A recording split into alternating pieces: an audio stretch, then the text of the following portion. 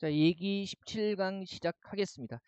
지난 시간에 했던 거에서, 사실은 방금 전에 했죠. 16강에서 기억해야 되는 게 뭐였어요? 그죠? 일단 정업 문장이라는 게 뭔가 개념 잡아두시고, 그 네 가지 형식을, 그죠? 네 가지 형식을 벤 다이어그램으로 표시할 수 있어야 되고요. 자, 정업 문장에서 우리가 타당하다고 하는 것은 전제들에서 설정한 범주와 결론에서 설정한 범주가 일치해야 된다는 거죠. 그래서, 결론에서 얘기한 범주가 전제들에서 예외적인 게 확인되면은 참일 수가 없는 그런 진술이 되는 거고, 그 다음에 명제 논리학은 뭐예요? 우리가 나중에 문장 논리라고 하는 거라고 했죠. 그래서 명제들의 진리값과 논리적 연결사에 의존해서 논증의 타당성을 평가한다는 건데, 자, 요거는요 나중에도 할 거지만 지금 97쪽 오른쪽에 빈칸 같은 거 있잖아요. 해볼게요. 그러면 문장 논리에서는 어떻게 참 거짓 논증의 타당성을 평가하는가, 먼저 이런 거 보죠.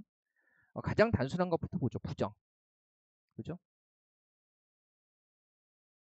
가장 단순한 거 부정. 그래서 부정은 어떻게 표시한다고 했어요? 뭐뭐가 아니다. 그래서 P다를 부정하면 뭡니까? P가 아니다. 이렇게 되는 건데, 얘는 굉장히 단순한 거죠. 그죠? 보세요. 부정과 관련해 가지고요. 우리가 각각의 진리값을 판단해 보면, 그죠? P가 참일 때, true, T일 때는 당연히 P가 아니다. 우리 어차피 명제는 참과 거짓만 판별하는 거니까 P다가 참이면 P의 부정인 P가 아니다는 뭐가 돼요? 거짓이 되는 거고요. 이건 너무 쉽지 않아요. 그죠? 그 다음에 자, P다가 거짓이라면 P가 아니다는 뭐가 될 수밖에 없어요? 참일 수밖에 없는 거죠. 그죠? 나는 사람이다가 참이라면 나는 사람이 아니다는 부정은 거짓이 되는 거고요. 그죠? 그 다음에 나는 사람이다. 그죠? 나는 사람이다가 거짓이라면, 만약에 그죠? 나는 사람이다가 거짓이라면 나는 사람이 아니다는 참이 되는 거죠. 얘는 우리가 그냥 긍정과 부정에서 왔다 갔다 하는 거기 때문에 굉장히 쉽게 연상할 수 있고요. 그 다음에 이제 해보죠. 연언 해볼게요. 선언. 먼저 나온 게 선언이었으니까. 그죠? 또는으로 연결되는 거였었죠. 우와, 선언 한번 보면, 그럼 얘는 한번 볼게요. 자, P, 기본적으로 Q. 그죠? 이거는 부정과 다르게 경우의 수가 네 가지가 존재하죠. 그 다음에, 다시 그릴게요. 제 마음처럼 삐딱하네요. 깔끔하지가 않네. 그죠? 자, 같이 해보려고 한번 그려보는 겁니다. 표로 안 띄우고. 한번 보시면, 자, 선언 같은 경우는, 여기다 해보죠. 선언, P이거나 Q이다 해서 이렇게 되는 거고요. 그죠? 그러면, 자, 각각의 명제들의 진리값과 논리적 연결사로 되는 거 보면서, 연결되는 거 보면서 타당성 평가하는 거죠. 선언이니까 P 또는 Q 이렇게 되는 겁니다. 그죠? 그러면 그려보면 요거는 이제 한번 따져보고 바로바로 탁탁 점검할 수 있게 하셔야 돼요. 그러면 결국 해보면 P와 Q 각각의 명제가 어차피 T 아니면 F, 참 아니면 거짓이니까 경우의 수 구성해 보면요. 그죠?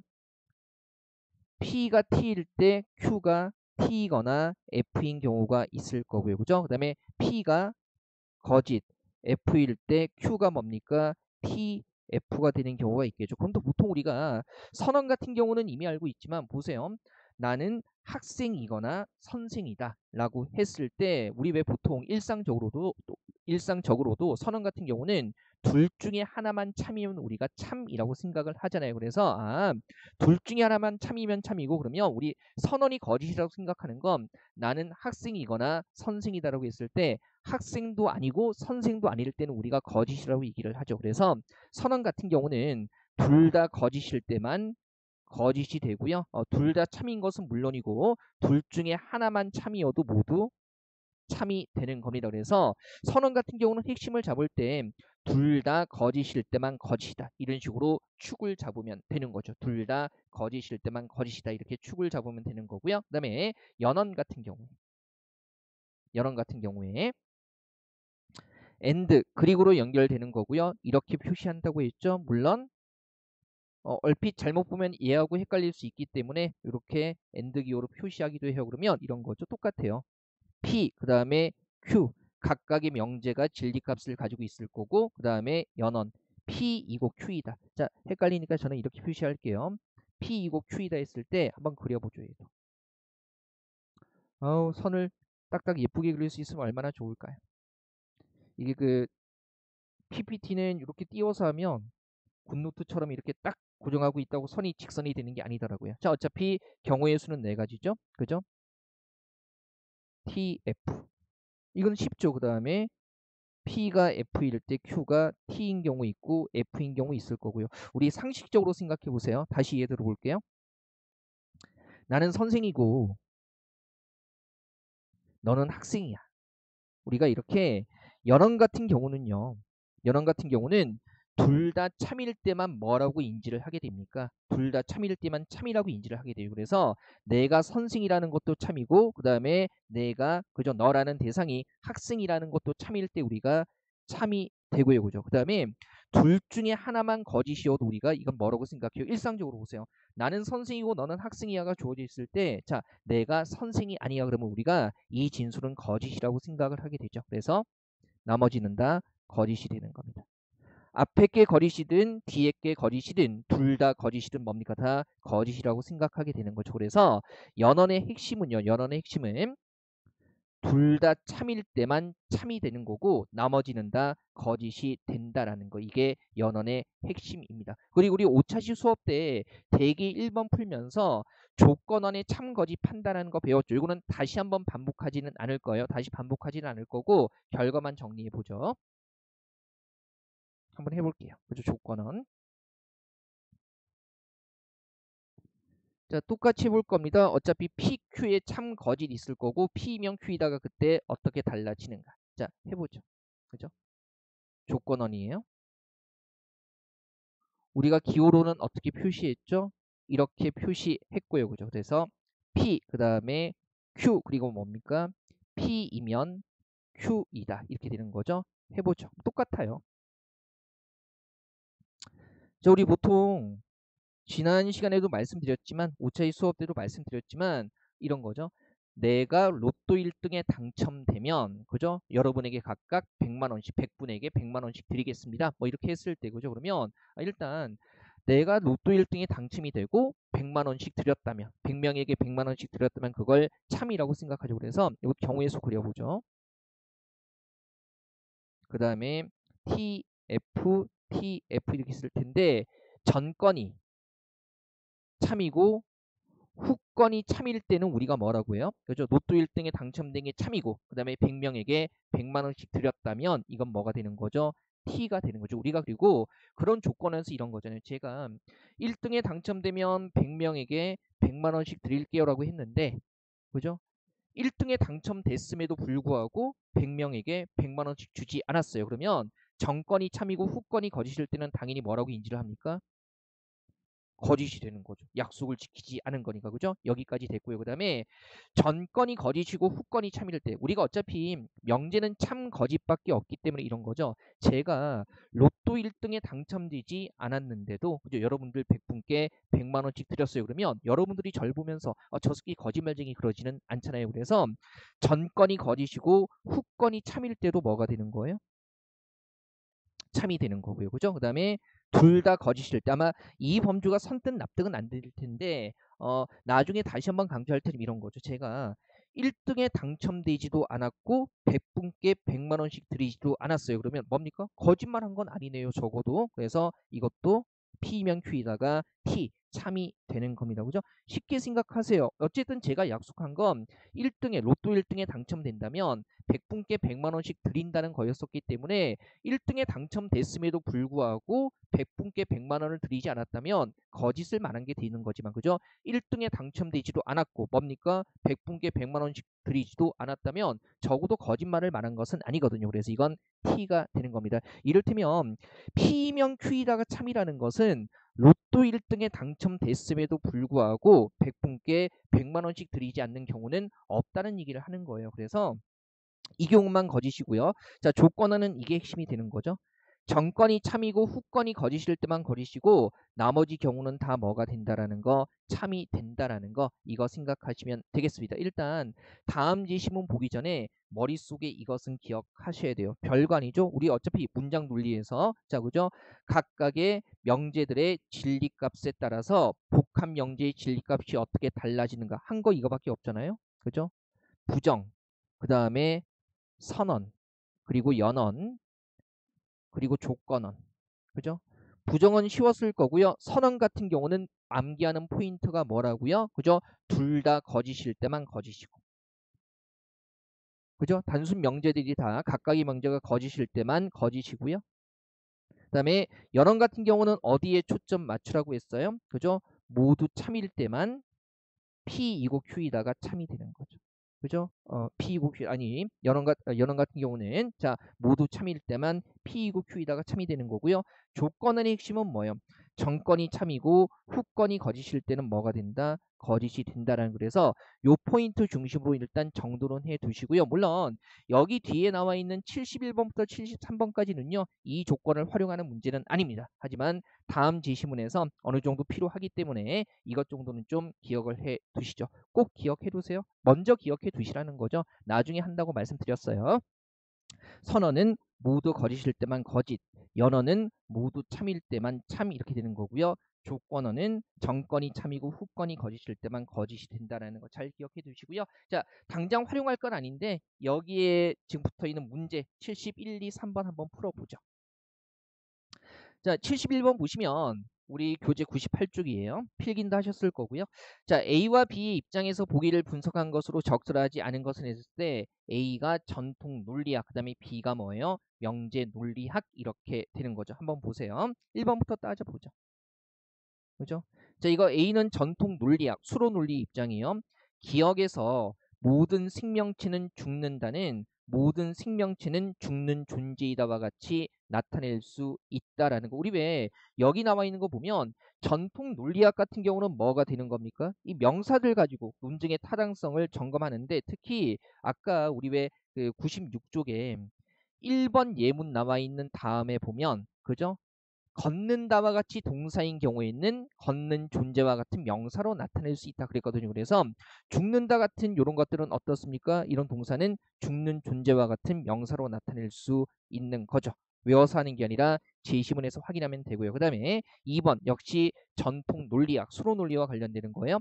자, 기억에서 생명체는 전제에서만 나타나므로 중명사이고 아까 전통 논리학 얘기하면서 아버지와 같이 전제에만 있으면서 전제들을 엮을 수 있도록 하는 개념을 뭐라고 했습니까? 중명사라고 얘기를 했죠. 그 다음에 사람은 결론의 주어가 되는 거. 결론의 주어가 되는 건 뭐라고 했어요? 소명사라고 얘기했잖아요. 그냥 제시문 그대로 확인하는 거고요. B 같은 경우는 전통 논리학이 아니라 뭐가 되는 겁니까? 명제 논리학, 문장 논리가 되는 거죠. 그래서 기억에서 모든 생명체는 죽는다를 만약 생명체라면 죽는 존재이다라고 해가지고요. 만약 뭐라면 무엇이다로 나타낸다면 이는 뭡니까? 조건어. 이렇게 화살표로 나타내게 되는 거죠. 얘는 이제 명제 논리학 얘기하면서 만약 뭐뭇이면 뭐뭇이다. 이 화살표로 나타낼 수 있다는 거 보여주고 있고요. 그 다음에 4번 보죠.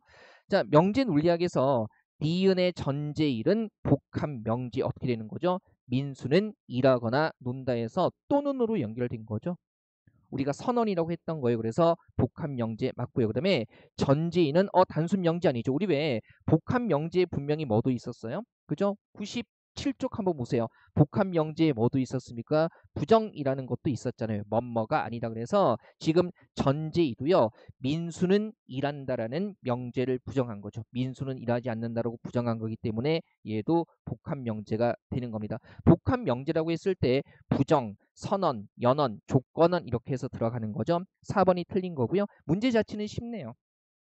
5번에 비해 니은의 민수는 일하거나 논다를 기호로 나타내기 위해서는 논리적 연결사 해가지고요. 논리적 연결사 뭐 필요합니까? 이거 필요하죠. 그래서 5번도 맞는 설명이 되는 겁니다. 자, 그다음에 72번 문제 보면서 당황해하지 마세요. 그죠? 일단 기억에 정언 3단 논증에 4가지 유형을 만들 수 있다라고 얘기를 하고 있는데 일단 보세요. 96쪽에 나와 있는 밑줄 친 기억 나와 있는 단락 같이 한번 볼까요?